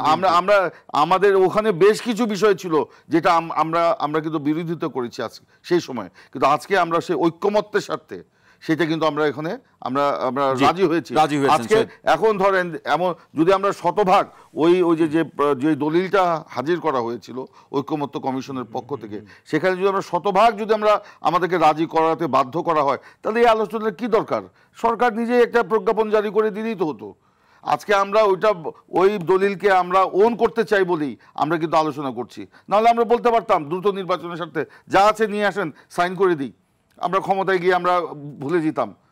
সেটা তো না, সেটা আপনি বলছেন সেটা বিএনপি চায় না। না, বিএনপি চায় না বলেই ডে ওয়ান থেকে আমরা ঐক্যমত্য কমিশনকে সহযোগিতা করছি, ডিবেট করছি, আলোচনা করছি, চুলচেরা বিশ্লেষণ করছি। শুধু ঐক্যমত্য কমিশনে না, সেগুলো নিয়ে এসে আমার দলের ফোরামে আমরা আলোচনা করছি, আমরা বোদ্ধা মহলের সাথে আলোচনা করছি, বিভিন্ন রাষ্ট্র নিয়ে যারা চিন্তা করে, যারা রাষ্ট্রবিজ্ঞানী তাদের সাথে আমরা আলোচনা করছি। সেখান থেকে আমরা আমাদের সেখানে যাচ্ছি। যদি আমরা সেটা নাই আমরা গ্রহণ করতে মানে মিন করতে, আপনি বলছেন বিএনপির পক্ষ থেকে সদিচ্ছার কোনো ঘাটতি নেই। অবশ্যই সদিচ্ছা। অসংখ্য ধন্যবাদ। ফারুক হাসান, আপনার কাছে আসতে চাই, যেটি আমাদের প্রিন্স ভাই বললেন যে আসলে নির্বাচন বিলম্বিত করার একটা অসৎ উদ্দেশ্য বলুন অথবা এই ধরনের কিছু আলামত তারা লক্ষ্য করছেন। এখন প্রশ্ন হলো যে আমরা কেন সবাই আগে তো ডাক্তার তারিক সাহেবও বলেছেন নির্বাচন বিলম্বের এইটা বলছেন। আচ্ছা, মানে আপনারা তো জোরালোভাবে বলছেন সেই অর্থে আর কি, যে তো নির্বাচন বিলম্বের একটা কৌশল মব কিনা, এটা আপনার কাছে প্রশ্ন। এরপর আরো কিছু প্রশ্ন আছে। ফারুক হাসান। মব, আমি এটা শুরুতেই বলেছি, আসলে আমরা এই যে ঘটনাগুলো ইতিমধ্যে আমাদের সামনে আসছে মিডিয়ার মাধ্যমে, এটাকে হয়তো আপনাদের অ্যাঙ্গেল থেকে আপনি মব বলছেন, আবার অন্যদের অ্যাঙ্গেল থেকে অন্য কেউ এটাকে অন্যভাবে এক্সপ্লেইন করছেন। তো মব নিয়ে আসলে ডিফারেন্ট অ্যাঙ্গেল থেকে ডিফারেন্ট সংজ্ঞা কিন্তু ওই আলোচনা তো আমরা শুনেছি, কিন্তু এটার মাধ্যমে নির্বাচন আমি আসবো। এখানে হাসান তারিক ভাই একটা কথা বলেছেন যে মবের মাধ্যমে সবচাইতে বেশি ক্ষতিগ্রস্ত হচ্ছে এই দেশের সাধারণ মানুষ। এটার সাথে আমি কোনোভাবে একমত নই। নো, আচ্ছা বলুন। মবের মাধ্যমে কোনোভাবেই সাধারণ মানুষ ক্ষতিগ্রস্ত হতে পারে না। মবের আমি আসবো। আপনি ধরেন যে আপনার অ্যাঙ্গেল থেকে এটা বলছেন যে অমুকের এক আওয়ামী লীগের নেতার বাসায় 10-15 জন গিয়ে তাকে এক প্রকারে জিম্মি করে তাকে পুলিশে সোপর্দ করলো, একই সাথে তার বাড়িতে তার স্বর্ণালংকার, টাকা পয়সা ইত্যাদি লুটপাট করলো। এইভাবে আপনি হয়তো এই জিনিসটাকে এক্সপ্লেইন করার চেষ্টা করছেন। মহাসড়কে চাঁদাবাজি, সবজির ট্রাক যাচ্ছে, চাঁদা চাচ্ছেন। হ্যাঁ, বাণিজ্য উপদেষ্টা স্বীকার করেছে। একমত। বাণিজ্য উপদেষ্টা এটাকে মব বলা যাবে না। আমি শেষ করি ব্রাদার। এখন কথা হচ্ছে একই ঘটনা বিগত 15-16 বছর, একই সাথে 15-16 বছর এই ঘটনা ঘটছে। সড়কে চাঁদাবাজি, বাসাবাড়িতে চাঁদাবাজি, বাজারে চাঁদাবাজি, প্রত্যেকটা জায়গায় 15 বছর। কিন্তু 15 বছরে আপনি এটাকে মব বলেন নাই, একদিনের জন্য বলেন নাই। এই যে ঢাকা ইউনিভার্সিটির প্রফেসর, তিনি কিন্তু এখানে অনেক চমৎকারভাবে মব এটা সেটা নিয়ে এখানে এক্সপ্লেইন করলেন। অথচ 2018 সালের একটা কলঙ্কিত নির্বাচনের পরে ওই ঢাকা ইউনিভার্সিটির 1200 শিক্ষক ওই নির্বাচনকে অবাধ, সুষ্ঠু, নিরপেক্ষ নির্বাচন বলে বিশ্ব দরবারে গলা ফাটিয়েছিলেন, স্টেটমেন্ট দিয়েছিলেন। তখন কিন্তু আপনাদের এই কথাগুলো মুখে আসে নাই। যখন ঢাকা বিশ্ববিদ্যালয়ের অধ্যাপক শেষ করি আসিফ নজরুলের রুমে গিয়ে ছাত্রলীগ তালা মেরে তাকে হেনস্থা করলো, তখন কিন্তু আপনারা এটাকে মব বলেন নাই, তখন কিন্তু এটা নিয়ে গলাবাজি করেন নাই, আওয়াজ তুলেন নাই। আজকে মব বলছে নো নো, এগুলো বলতে হবে। আমার কথা হচ্ছে আমি আসবো ব্রাদার, আমার কথা হচ্ছে আপনি সলিড পয়েন্টে আগান, সলিড পয়েন্টে কথা বলেন। আমার কথা হচ্ছে এই যে মবের কথা আমরা বলছি, হ্যাঁ মবকে আমরা কোনোভাবে অ্যাকসেপ্ট করি না এবং এটাকে লিগালাইজ করার কোনো সুযোগ নেই, কিন্তু আপনি কোন ঘটনাটাকে মব বলছেন? আপনি একজন ক্রিমিনাল, চিহ্নিত ক্রিমিনাল, অপরাধী, মানে ক্ষমতায় থাকা অবস্থায়, পাওয়ারে থাকা অবস্থায় অসংখ্য মানুষকে টর্চার করেছে, নির্যাতন করেছে, লুটপাট করেছে, এরকম একজন ব্যক্তিকে 10-12 জন মানুষ গিয়ে তাকে পুলিশের হাতে সোপর্দ করলো। আপনি এই হোল সিনারিটাকে মব হিসাবে প্রকাশ করবেন, প্রচার করবেন, আর এটাকে আপনি মনে করেন যে একটা মানে ফারুক ভাই এখানে আমি আবার বলছি আইন শৃঙ্খলা বাহিনী বা আইনের ভাই আমি আসবো তো, আমি ওই জায়গাতে আসবো না, আসলে আপনি তো বৈধতা দিচ্ছেন। হ্যাঁ রুল অফ লতে আসছি। আমার কথা হচ্ছে তরিকা নিয়ে আপনি প্রশ্ন করতে পারেন। ধরেন এখানে আমাদের সৌরভ ভাই চমৎকার বলেছেন, জনগণেরও এখানে আইনগতভাবে সেই বৈধতা রয়েছে যে কোনো অপরাধীকে জনগণ ধরে আইনের হাতে সোপর্দ করতে পারবে। ইটস অ্যাবসলিউটলি লফুল, আইনগতভাবে বৈধ। এখন কথা হচ্ছে একজন ক্রিমিনালকে 4-5 জন ব্যক্তি আইনের হাতে সোপর্দ করতে গিয়ে তারা যদি সেখানে কোনো একটা ধরেন যে আনলফুল কিছু বিহেভিয়ার করে থাকে, অ্যাক্টিভিটিস করে থাকে, আপনি সেটা সমালোচনা করেন। আপনি হোল সিনারিটাকে কেন মব বলবেন? ধরেন একজন ক্রিমিনালকে 4-5 জন গিয়ে ধরে পুলিশে দিল, কিন্তু ওই যে ধরার যে পদ্ধতিটা, কায়দাটা, এই কায়দায় হয়তো কেউ একটা থাপ্পড় মারছে, আপনি ওই থাপ্পড়টার সমালোচনা করেন, কিন্তু আপনি ওই যে তার বাসায় গেল তাকে করতে গেলে ফারুক ভাই এইটা করতে গেলে এখন এখানে প্রশ্নটা, এখানে যে প্রশ্নটা ভাই শেষ করতে দেন। আচ্ছা বলুন, এখন ধরেন এই ঘটনাটা কেন ঘটছে? এখানে সরকারের দুর্বলতা আছে, এটা আমরা স্বীকার করছি। বিকজ বর্তমান যে গভর্নমেন্ট, এই গভর্নমেন্ট কোনো পলিটিক্যাল গভর্নমেন্ট না, এবং এই সরকার বিগত সময়ের কোনো অভিজ্ঞতা নেই দেশ চালানোর। এই সরকার একটা ছাত্র জনতার গণ অভ্যুত্থান বা বিপ্লবের মাধ্যমে তারা ক্ষমতায় আসছে, এবং এখানে প্রিন্স ভাই বলেছেন যে রাজনৈতিক দলগুলো এই সরকারকে সমর্থন দিয়েছে, মানে রাজনৈতিক দলগুলোর ছাত্র জনতার সমর্থিত একটা সরকার বর্তমানে ক্ষমতায় রয়েছে। এখন এরকম একটা সরকারকে আমরা যে চেয়ারে বসিয়েছি, এরকম একটা ভঙ্গুর বাংলাদেশকে ধরেন যেটা সেফে দেওয়া বা একটা সিস্টেমের মধ্যে নিয়ে আসার জন্য তাদেরকে দায়িত্ব দেওয়া হয়েছে। এখন হোল সিস্টেম কিন্তু কলাপসড, ভঙ্গুর অবস্থায়। এরকম একটা ভঙ্গুর অবস্থার মধ্যে এরকম 15-20 জন একটা বডিকে আপনি যদি মনে করে থাকেন যে রাতারাতি তারা একবারে পুরো বাংলাদেশকে জান্নাত বানিয়ে দিবে, এটা করে ফেলবে, সেটা করে না।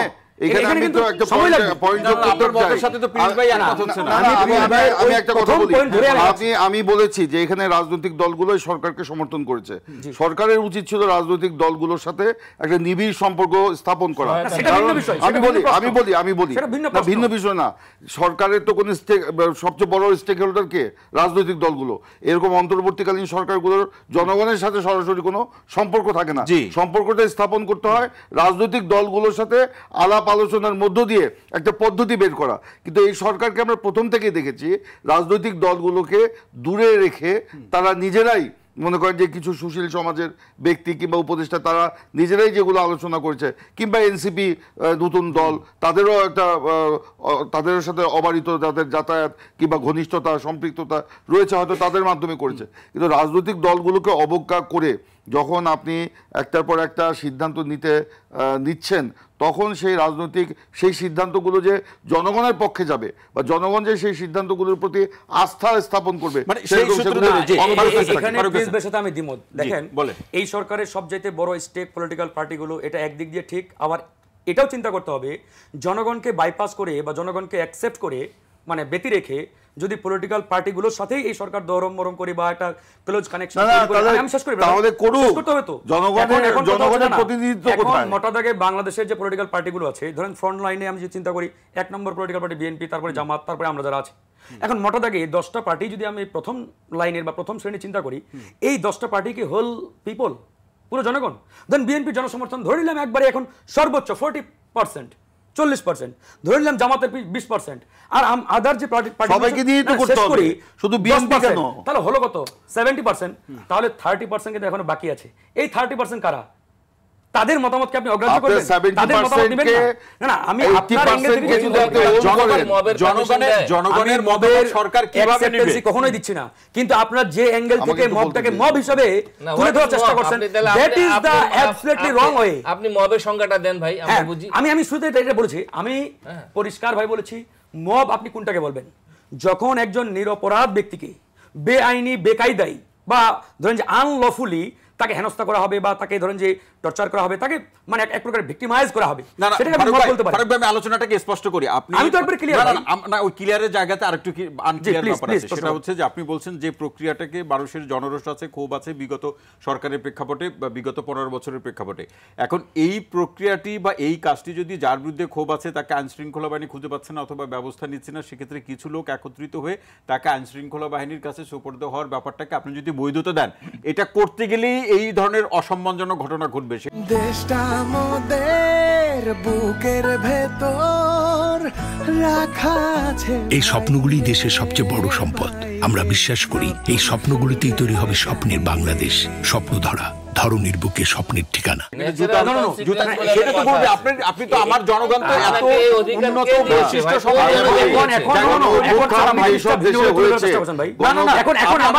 প্রক্রিয়াটাকে আপনারা সমর্থন করেন কিনা? প্রক্রিয়া বলতে আমি আইনগতভাবে আইনের ব্যাখ্যায় গেলাম যে আইনে এটা লফুলি আইনে এলাও করে না, আইন কখনো মবকে এলাও করে না। কোন আইন? আপনি সিআরপিসি সিপিসি যাই বলেন না কেন, আমরা পড়ে আসছি ভাই। ধরেন আপনার সামনে একজন ব্যক্তি আরেকজন ব্যক্তিকে খুন করছে, বা ধরেন যে আপনি জানেন এটা চিহ্নিত অপরাধী, ক্রিমিনাল। এই ক্রিমিনাল ধরেন যে আপনি দেখলেন, আইন শৃঙ্খলা বাহিনী তাকে দেখে নাই বা আইনের হাতে ধরা পড়ে নাই, আপনি তাকে দেখতে পেয়েছেন বা আপনার হাতে ধরা পড়েছে। এখন ওই ব্যক্তিটাকে আপনি আইনের হাতে তুলে মানে দিচ্ছেন বা তুলে দিলেন, এটা কি আপনি বেআইনি বলতে চাচ্ছেন? এটা না, এটা আমাদের দেশে তো সেটি হচ্ছে না। মবের ক্যারেক্টার সেই জায়গায় আমাদের দেশে যেটি হচ্ছে চাঁদাবাজি হচ্ছে এবং বিভিন্ন বিশ্ববিদ্যালয় বিভিন্ন প্রতিষ্ঠান এই যে তুলে দেওয়া, ধরেন আপনি গেলেন ওখানে, এখন আপনার ইন্টেনশনটা কি? আপনি দুটো ইন্টেনশন এর আগে ব্যাখ্যা করেছেন, আমি আপনার সাথে শতভাগ একমত। এখন আপনার ইন্টেনশন যদি ইভিল হয় তখন কিন্তু প্রবলেম। ইভিল যখন মেজরিটি হয়ে যায়, আপনি আগে কিভাবে বলবেন যে তার ইন্টেনশন ইভিল? এখন ধরেন যে আপনি 2-3টা ঘটনাকে ধরেন যে ওই মিডিয়াতে দেখে হোল আপনি ওই সিনারিওটাকে ওই 2-3টা ঘটনা দিয়ে জাজমেন্ট দিবেন, এটা হতে পারে না ভাই। ঘটনা তো 2-3টা না ফারুক ভাই, আবার অসংখ্য ঘটনা কথাই হচ্ছে। অসংখ্য আপনি এই যে ভাই বলল আমি বলি আজকে যদি চাঁদাবাজিকে মব বলেন, ধর্ষণকে যদি মব বলেন, অবশ্যই এর বিরুদ্ধে কঠিন ব্যবস্থা নিতে হবে, অবশ্যই নিতে হবে। কিন্তু আপনার ধরেন গণ অভ্যুত্থান পরবর্তী বিভিন্ন দেশে যা হয়েছে বা আমাদের দেশেও যা হয়েছে, এই যে গণরোষের শিকার হয়ে গণশত্রুরা তারা যেভাবে আপনার না আমি একটু শেষ করতে চাই। গণরোষের শিকার হয়ে গণশত্রুরা যেভাবে আপনার আমি কোড অ্যান্ড আনকোড বলি নিগৃহীত হয়েছে বা হচ্ছে, এটা কি আপনি কি মব বলবেন? এটা তো গণ অভ্যুত্থানের একটা পার্ট। তবে তাৎক্ষণিকভাবে সরকারের উচিত সেটাকে নিয়ন্ত্রণ করা, সেটা জনগণের মানে একটা প্রক্রিয়ার মধ্যে নিয়ে আসা। সেই কারণে আপনি দেখেছেন বিগত দিনে যতগুলি সরকার ছিল এরকম গণ অভ্যুত্থান পরবর্তী সরকার, সেই সরকারগুলি মেয়াদ ছিল 3 মাস। এই 3 মাসের মধ্যেই সরকারের মূল কাজ ছিল নির্বাচন দিকে দেশকে নিয়ে যাওয়া এবং যত দ্রুত সম্ভব আইন শৃঙ্খলা রক্ষাকারী বাহিনী, নিরাপত্তা বাহিনী কিংবা প্রশাসন তাদেরকে আস্থার মধ্যে নিয়ে আসা। সেই আস্থার সংকট কিন্তু আমরা দেখতে পাচ্ছি। সেই কারণে আপনার এখন আমি প্রশাসন বলেন, আইন শৃঙ্খলা রক্ষাকারী বাহিনী বলেন, কিংবা ওই যে আমাদের একজন ব্রিগেডিয়ার জেনারেল সাহেব বললেন যে নিরাপত্তা বাহিনী এখন হতাশ। তো এই হতাশাটা দিন দিন কিন্তু বাড়ছে, জনগণের মধ্যেও বাড়ছে। সেই কারণে কিন্তু আপনার এই মবক্রেসি আপনার বাড়ছে। রাইট সৌরভ ভাই, এই যে হতাশার প্রসঙ্গ বলছে, সেই জায়গা থেকেও কি যারা মব করছে তারা একটা সুযোগ নেওয়ার চেষ্টা করছে এবং এমনকি আলোচনা আছে। পাশাপাশি যেটা আমাদের হাসান তারেক চৌধুরী বললেন যে মবের অর্থনীতি আছে, রাজনীতি আছে এবং এর সাথে নির্বাচন বিলম্ব করারও এক ধরনের কূটকৌশল জড়িত। আমি ওদিকে যেতে চাচ্ছি না, কিন্তু যে কথাটি হচ্ছে যে আমরা আইনের শাসনে বিশ্বাস করি কিনা, আর দ্বিতীয় হচ্ছে যে জনরোষ আর জনশৃঙ্খলতা অথবা প্রতিহিংসা এক নয়। বন্ধু ফারুক হাসান যে উদাহরণ দিলেন বা যেটা বললেন যে যারা ফ্যাসিবাদের দোসর অথবা অথবা চিহ্নিত অপরাধী, তাদের বিরুদ্ধে মানুষ রুষ্ট বা ক্ষুব্ধ হতে পারে। বন্ধু ফারুক হাসান নিজেই কিন্তু এই সরকারের আমলে বা এই অবস্থার আমলে এই গণ অভ্যুত্থানের পর নিজেও কিন্তু আক্রান্ত হয়েছে, মবের শিকার হয়েছেন শহীদ মিনারে। এবং সেই মবের শিকার যাদের দ্বারা মবের শিকার হয়েছেন তারা কিন্তু ফ্যাসিবাদের দোসর নয়, তারা কিন্তু আওয়ামী লীগ আর নয়, তারা কিন্তু আপনার রাজনৈতিক প্রতিপক্ষ নয়। সুতরাং আমাদের মধ্যে গণতান্ত্রিক সহিষ্ণুতা আছে কিনা, মানবিক, আমি আমার জন্য যেটাকে ন্যায্য মনে করি অন্যের জন্য সেই একইভাবে ন্যায্য মনে করি কিনা। আর বিচারের আগে বিচার করা যাবে না অবশ্যই। এবং তাৎক্ষণিকভাবে 5 আগস্টের পর কিছু ঘটনা ঘটছে। আচ্ছা, 5 আগস্টের পর ফজলুল হক হলে যে একটি ভবঘুরে ছেলেকে 10-15 জন মিলে যে হত্যা করলো, সেটাকে কি আমরা রোষ বলবো? সেটা কি জনপ্রতিরোধ বলবো? সেটা কি প্রেসার গ্রুপ বলবো? যারা বলেন তারা সত্যকে অস্বীকার করেন, সেটি মব। অবশ্যই এরকম আরো অনেক মব আছে। আপনি যদি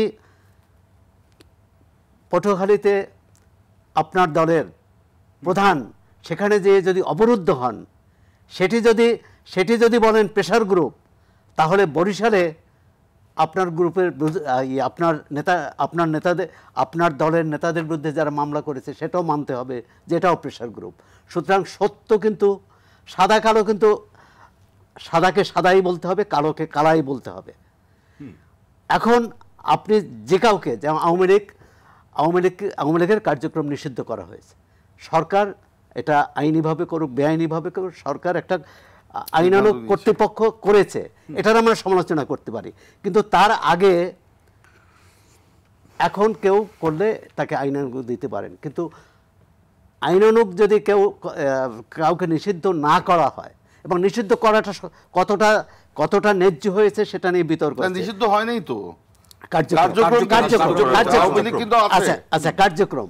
আচ্ছা, দ্বিতীয় হচ্ছে এই যে আমার সাথে নামেন্ডি, যেমন ধরুন আমরা রাজনৈতিক দলগুলোর কথা বাদ দিলাম, কারণ রাজনৈতিক দলগুলো পুরানো ধারায় চলছে, কিন্তু যে ছাত্র নেতৃত্ব, যে আমার তরুণ বন্ধুরা এই আন্দোলনে অগ্রণী ভূমিকা পালন করলেন, সিপাহসালার ভূমিকা পালন করলেন, তারা সবাইকে একত্রে আছেন, তারা কি ঐক্যবদ্ধ আছেন? তারা তো আমরা দেখি পত্রপত্রিকায়, বক্তৃতা, বিবৃতিতে একে অপরকে প্রায় শত্রু মনে করে। সুতরাং আমাদের রাজনীতির, আমাদের শাসন ব্যবস্থার প্রধান দুর্বলতা ওখানে। আমরা যদি সব কিছু ফ্যাসিবাদের দোসর, ফ্যাসিবাদ করেছে, আওয়ামী লীগও কিন্তু একই বয়ান দিত যে জামাত শিবির অথবা বিএনপি জামাত সেটি দিত তার শাসন সুরক্ষার জন্যে। এত বড় গণ অভ্যুত্থানের পর, এতগুলো মানুষ জীবনদানের পর যদি একই ধারা চলে, আর আপনি যে সাবেক সিএসির কথা বললেন, সাবেক সিএসির ঘটনায় তার প্রতি মানুষের সহানুভূতি আসলো। তিনি যতদিন গ্রেপ্তার হননি, এবং আমি ব্যক্তিগতভাবে তার সম্পর্কে, তাকে নিয়ে যত লেখা লিখছি, আর অন্য কাউকে নিয়ে এত লেখা লিখিনি। এখন কথা হচ্ছে যে বিচার, এবং বিচারের ব্যাপারে আমাদের আস্থাশীল থাকতে হবে, আইনানুগ বাহিনীর প্রতি আস্থাশীল থাকতে হবে, সরকারের প্রতিও আস্থাশীল থাকতে হবে। কিন্তু আমার বিরুদ্ধে গেলে আমি সরকারকে অনাস্থা প্রকাশ করব, আর আমার পক্ষে গেলে আস্থা প্রকাশ করব। দ্বিতীয়ত হচ্ছে যে রাজনৈতিক দল, যে নেতৃত্ব এই সরকারে আসার পথ সুগম করেছে, এই অন্তর্বর্তী সরকারে আমাদের নির্বাচনের দাবি করতে হবে কেন? এই সরকার তো আসছে একটি নির্বাচন দেওয়ার জন্য, এবং শুধু নির্বাচন দেবে এমন কথা না, শুধু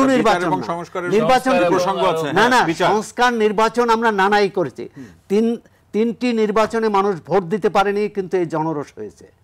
এই বৈষম্য বিরোধী, শুধু চাকরির কোটার বিরুদ্ধে কিন্তু এই আন্দোলন, এই গণ অভ্যুত্থান হয়নি।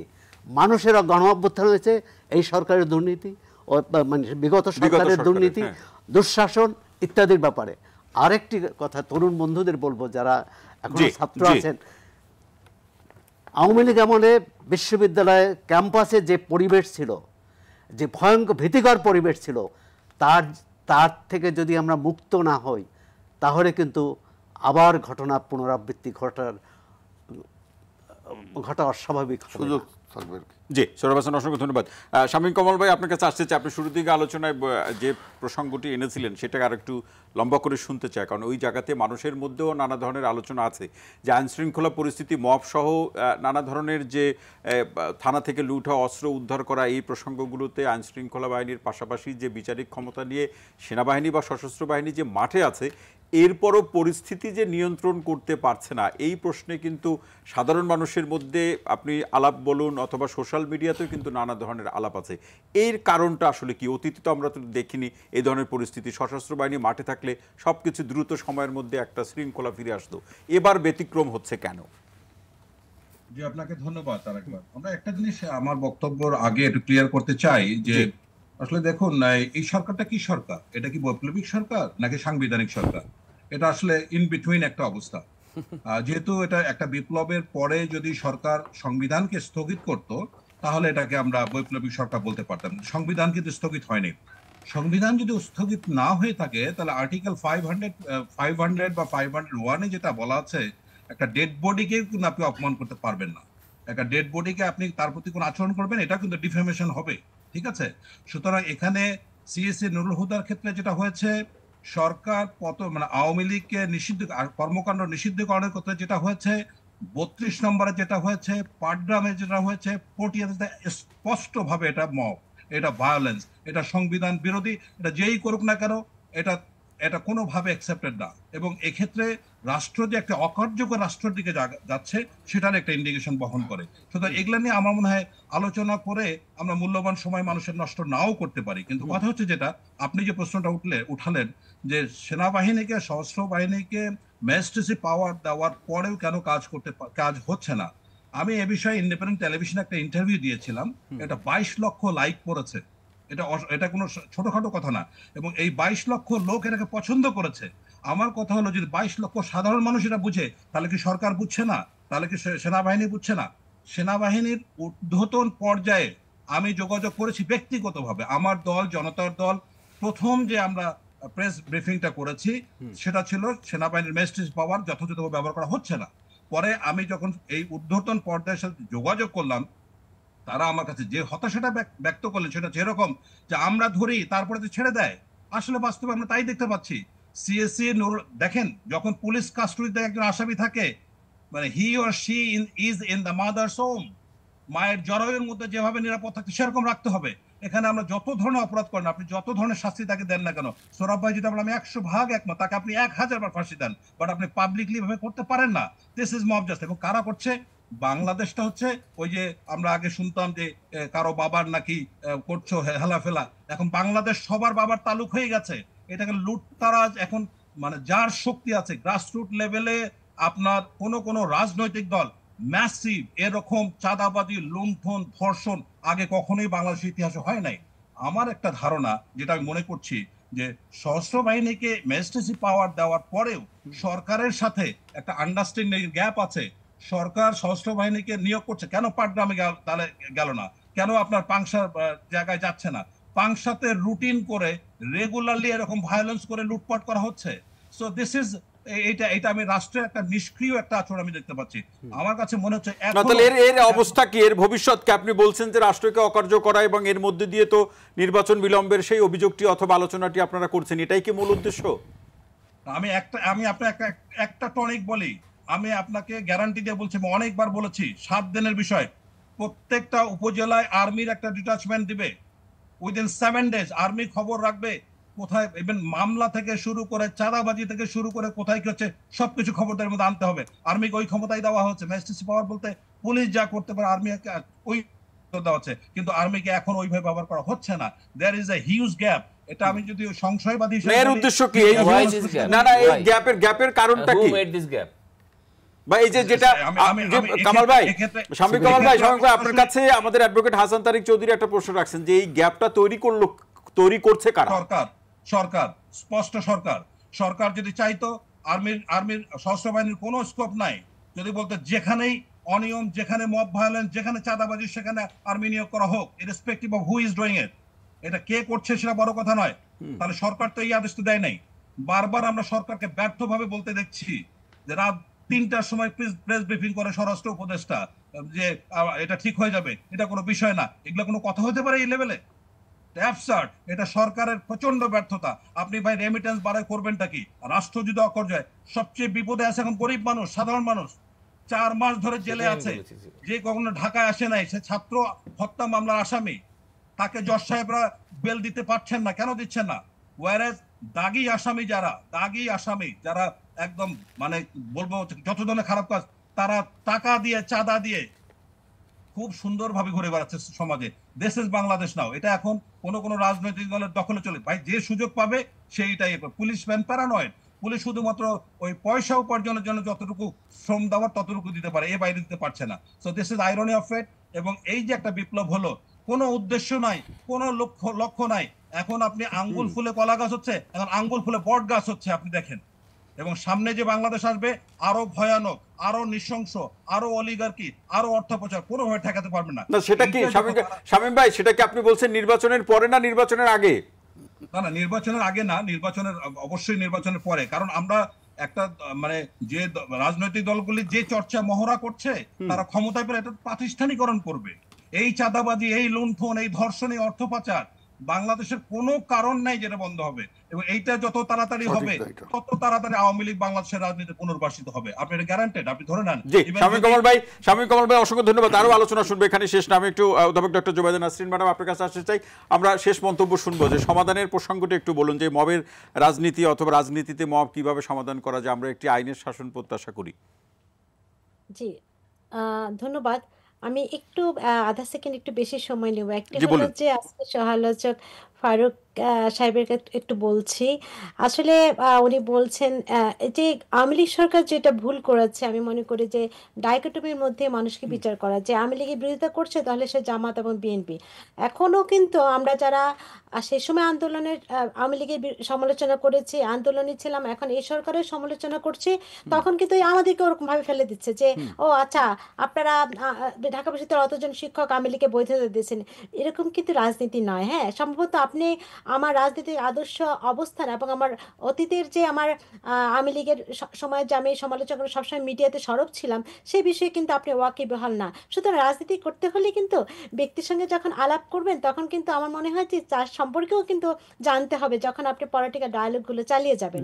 এখন সর্বশেষ আমি বলতে চাচ্ছি, যেটি কলামিস্ট সৌরভ হোসেন বলেছেন যে আইনকে নিচের হাতে না তোলা, যেটি কিন্তু আমার কাছে মনে হচ্ছে ভুল ব্যাখ্যা হওয়ার সুযোগ থাকতে পারে, যেভাবে আসলে আপনার বর্ণনা করেছেন একটু আগে, যে মানুষজন একটা হয়ে পুলিশের হাতে শপথ করছে একজনকে। বিষয়টি তো এরকম নয়। দেখুন, কয়েকদিন আগে ধানমন্ডিতে একজন প্রকাশকের বাড়িতে যখন অনেক শেষ করতে হবে, তখন কিন্তু পুলিশ এসে বলেছে ওনার বিরুদ্ধে কোনো মামলা নেই, আমরা ওনাকে গ্রেফতার করতে পারবো না। সুতরাং লোকজন জড়ো হলে কি আসলে পুলিশ তাকে গ্রেফতার করবে? একেবারে শেষ লাইনটি বলুন অধ্যাপক ডক্টর জুবাইদা নাসরিন ম্যাডাম, শেষ লাইনটি বলুন, শেষ লাইনটি শুনতে চাই। শেষ লাইনটি কি বলবেন? এই যে জনগণ হয়ে পুলিশের হাতে সোপর্দ করা, এইটিকে কখনোই আশকারা দেওয়া যাবে না, আশকারা দেওয়া যাবে না। মামলা করতে হবে। অসংখ্য ধন্যবাদ। ফারুক হাসান ভাই, কি বলবেন শেষ মন্তব্যে? জি, শেষ মন্তব্যে যেটি আমার বক্তব্য, আসলে এই যে এরকম ঘটনাগুলো ঘটছে, কেন ঘটছে এটা কিন্তু আমি আগেই বলেছি যে সরকারের নানা দুর্বলতা আছে, এই সরকারের নানা ল্যাকিংস আছে, দূরত্ব আছে, নানা কারণে। এই যে বিষয়গুলো, এই বিষয়গুলোতে আমাদের পলিটিক্যাল পার্টিগুলো বলেন বা ছাত্র জনতা, বুদ্ধিজীবী, social activist, everybody, every single layer, প্রত্যেকের কিন্তু এখানে দায় এবং দায়বদ্ধতা দুটোই আছে। এই অর্গানগুলো যদি সরকারকে সঠিকভাবে কোঅপারেট করে, সহযোগিতা করে, তাহলে কিন্তু সরকারের পক্ষে এটাকে নিয়ন্ত্রণ করা, এগুলোকে ধরেন যে মোবিলাইজ করা এবং আইন শৃঙ্খলা বাহিনীকে ফাংশনিং করা, এটা কিন্তু সহজ হবে। কারণ সরকারকে আমরা যদি একবারে মনে করেন যে পুরো দায় তাদের উপরে চাপিয়ে দিতে হবে না ভাই, এটা তো পলিটিক্যাল সরকার না। এই সরকার তো জনগণের সেই মানে ওই ইয়া নিয়ে আসেন এখানে। এই সরকারের একটা ছাত্র জনতা যার যতটুকু দায় দায়িত্ব আছে সেটা পালন করতে হবে। অবশ্যই। জি, ফারুক হাসান, এটা না করলে তো হবে না। অসংখ্য ধন্যবাদ আপনাকে অ্যাডভোকেট হাসান তারিক চৌধুরী। দেখেন, শেষ কথা একটা সৌরভ সবটা বলেই দিয়েছেন। রুল অফ ল এর কোনো বিকল্প নাই। আপনি যতক্ষণ না পর্যন্ত রুল অফ ল এস্টাবলিশ না করতে পারবেন, আর ডিলেড জাস্টিস, এইটার সবচেয়ে বড় ক্রাইসিস আমাদের এখানে। মানুষ এই জায়গায় আস্থাটা পাচ্ছে না এই কারণে যে ডিলেড জাস্টিস। তো সে কারণে আমাদের দেশে রুল অফ ল আনতে হবে এবং সেনাবাহিনী ম্যাজিস্ট্রেসি পাওয়ারকে পিওরলি অ্যাপ্লাই করতে হবে, এবং যেটা অনেকেই বলছেন, এবং একই সঙ্গে পুলিশকে এখানে প্রতিপক্ষ বানানো যাবে না। সব পুলিশ কিন্তু ফ্যাসিবাদের দোষর না। ফলে আমাদেরকে দেখতে হবে পুলিশ ছাড়া কিন্তু রাষ্ট্র চলবে না। ফলে police as an organ, law enforcing agency, তাকে ক্ষমতা দিতে হবে। তাকে অকার্যকর করে রাখলে সে কিন্তু কখনোই আইনের শাসন প্রতিষ্ঠায় কোনো ভূমিকা রাখতে পারবে না। তো সে কারণে আজকে আমাদের দায়িত্ব হলো, প্রধান দায়িত্ব হলো ভবিষ্যতে একটা নির্বাচন পাওয়ার জন্য, যেটি হলো প্রধান আকাঙ্ক্ষা অভ্যুত্থানের, একটা নির্বাচন পাওয়ার জন্য অ্যাজ আর্লি অ্যাজ পসিবল আমাদেরকে রুল অফ ল ফিরিয়ে আনতে হবে। জি, অ্যাডভোকেট হাসান তারেক চৌধুরী, অবসরপ্রাপ্ত ব্রিগেডিয়ার জেনারেল শামীম কামাল ভাই, শেষ মন্তব্যে কি বলবেন? জি, আমি শেষ পর্যন্ত বলতে যে সফল যে বিপ্লবগুলি আমরা দেখেছি, যারা 300-400 বছর ধরে তারা সময় নিয়েছে তাদের প্রতিষ্ঠান এবং সংগঠনগুলোকে অর্গানাইজ করার জন্য, নির্বাচন ব্যবস্থা যেমন একটা সংগঠন, পার্লামেন্ট একটা সংগঠন, পুলিশও তেমন একটা সংগঠন। তো এই সংগঠনগুলো যদি গণতান্ত্রিক প্রক্রিয়াতে আমরা করতে না পারি, আবার এই ঘটনার পুনরাবৃত্তি হবে 10-12 বছর পরে, এবং সেখানে আরো ভয়ানক ভাবে এই বিপ্লব বলবে। আমি জাস্ট কার্ল মার্কসের একটা কথা দিয়ে বলি যে history repeats for the first time, এটা হচ্ছে ট্র্যাজেডি, এরপরে যেটা হয় এটা হলো ফার্স। সুতরাং অলরেডি এটা ফার্সের পর্যায়ে চলে গেছে, এটাকে বিপ্লব আপনি না, কয়েকদিন পর ছাত্র দাঙ্গা হাঙ্গামা এগুলো বলবেন। সুতরাং একটা বিপ্লব যদি এত বিসর্জনের পরে মানে অশ্বডিম্ব তৈরি করে, তাহলে জাতির জন্য ভবিষ্যৎ খুবই অন্ধকার। শামীম কামাল ভাই, অসংখ্য ধন্যবাদ। সোহরাব হাসান।